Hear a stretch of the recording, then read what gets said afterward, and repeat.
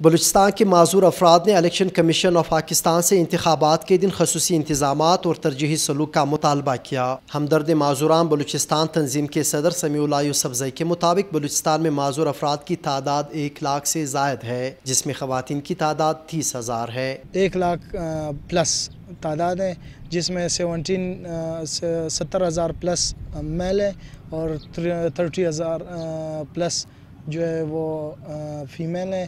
معذور افراد کے مطابق وہ بھی کسی سے کم نہیں۔ آئین پاکستان کے مطابق معذور افراد کو ووٹ کاسٹ کرنے کا اتنا ہی حق حاصل ہے جتنا کسی دوسرے شہری کو حاصل ہے، مگر ان کے لیے پولنگ سٹیشنز میں انتظامات نہ ہونے کی وجہ سے انہیں مشکلات کا سامنا ہے۔ معذور افراد ہے جو ویل چیئرز میں چلتے ہیں، جو موٹر سائیکلز میں آتے ہیں، جو ان کے علاوہ کسی چیز میں بھی نہیں چل سکتے، مطلب پاؤں سے نہیں چل سکتے، ان کے لیے ریمپ کا بندوبست کیا جائے۔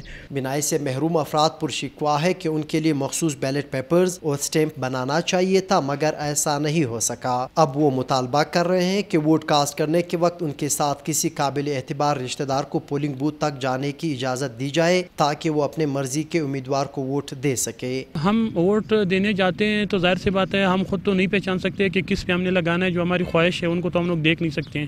ہماری خواہش یہ ہے کہ ہمارے کزن یا ہمارے بھائی کو ہمارے ساتھ جانے دے، کیونکہ اس پر ہم کو بھرپور اعتبار ہوگا، جس پہ ہم چاہیں گے وہ اسی پہ لگوا لے گا ہمارے لیے۔ الیکشن کمیشن آف بلوچستان کے ترجمان غوث بخش کے مطابق ماضی کے مقابلے اس بار معذور افراد کے لیے بہتر انتظامات کیے گئے ہیں۔